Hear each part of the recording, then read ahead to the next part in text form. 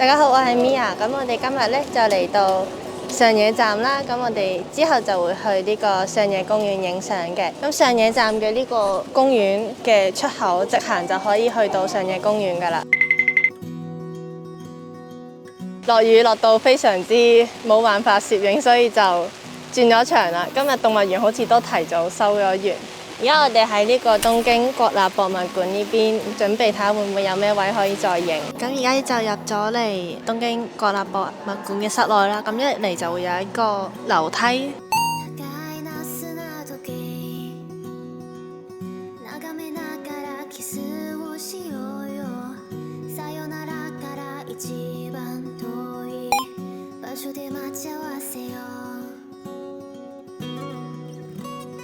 咁我哋而家影完啦，咁冇辦法啦，因為佢5點鐘就閂門，同埋加上落雨。咁我哋而家影完就之後就要去食嘢啦。我而家出邊再落緊雨，我部機已經濕晒，吹下已經濕晒，點算？我哋嚟到依家抹茶嘅甜品鋪，係 Mia 介紹嘅，嘻嘻。抹茶のモカのラテセット、カフェのラテセット、同じほうじ茶。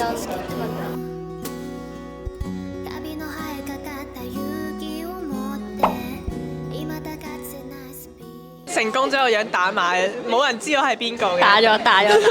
我啱啱講咩？要試一次異國戀。係，我覺得呢個文化係真係好唔一樣。你會發覺呢個世界男仔唔係一樣，即好嘅地方唔好嘅地方唔一樣，因為其實兩邊在意嘅嘢唔一樣。我覺得係香港喺台灣人一齊嘅話，可能佢哋會好在意嗰啲所謂咩長唔長久啊，或者日常相處上咩見到你嗰下已經想結婚㗎。嗰啲有咩公仔嘅咩？美好結婚。如果你同我身邊嘅 friend 我拍拖就係玩下享受當下嘅話，人哋可能會覺得你係一個唔係好即係認真嘅人咁。唔係，我就想講呢樣，因為其實香港都幾多，即係我至少我身邊都幾多係拍散拖嘅。日本好似再多啲咯。外國人嘅一啲拍拖嘅一啲試點，同埋佢哋覺得自己應該要做嘢係唔一樣。即係例如香港或者台灣啦，我唔一定係所有人都係咁，但係可能有個咁嘅風氣會覺得，例如有咩重要時節啊，或者係生日、情人節，佢通常都係男方俾錢。我會覺得其實好多時候係男方做嘅付出會多好多。日本啊，但係日本其實佢哋冇呢個概念咯，佢哋冇呢個要幫女仔做咩概念。但係唔係佢哋衰或者佢哋唔中意你，即係佢哋會覺得。即係佢哋戀愛嗰個認識嗰個模式唔一樣，同香港、台灣嘅。即係香港嘅話，雖然佢平時可能會對你好好啊，或者又幫你拎重嘢啊，又出錢請你食飯，但係如果到咩節日，你又即係想要佢啲浪漫細胞去諗下點同你拍拖，咁就好難㗎啦嘛，有好多就。但係日本人係會做呢樣嘢。日劇上面嗰啲咧，好似好浪漫嗰啲情節咧，係真係會有做俾你嘅。做俾我，依家點咯？生日點都做俾我咁樣。成日其實你個個都咁諗，我想問有冇人係真係可以拍到咁後嘅？我唔知你有冇睇《小紅菜來》同斯達，即係佢兩個結婚，我覺得佢兩個勁襯咯。我覺得日本難嘅原因係因為佢哋男女嗰個長太遠，即係你由小學、中學開始，其實你男同女係分開行動。佢哋會唔係好識去同異性相處，所以點解會拍散拖？因為你有個理想，你同佢一齊發覺原來女仔唔係咁，男仔唔係我想象中咁，跟住你又會散，跟住你又要再去根據呢個經驗再去揾下一個。唔係，即係我唔知啊，即係我哋認知就係男同女企埋一齊就係拍緊拖。但係香港唔同啊嘛，你香港一定唔係咁噶。之前就係有個男嘅，我哋即係學校人咧，走過去同我講話，你知唔知邊個咧？佢有男朋友啊！我心嚇佢有咩？佢話係啊，啱啱見到佢同一個勁高嘅男仔行埋一齊啊！佢哋仲一齊去食飯，我心係我食飯啫。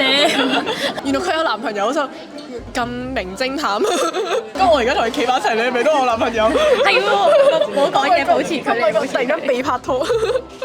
而家同佢去睇衫，知點解？喂，得戚人。唔準咁曳啊！係我好中意。佢有毛毛袋。跟住佢呢個有毛毛袋。佢話如果係小資嘅話，可以提 free cons， 有頭飾。例如我咁啱就想買嗰啲，因為我個人係煮飯，所以我會好中意睇廚具餐具。但係如果通常唔會有人過嚟睇啦，日本，所以就飾品類嘅。玩呢度，跟啲玩食飯。我唔係單純地中意煮嘅時候，我唔係單純地會煮嘅時候，我係好中意。我屋企就有好多。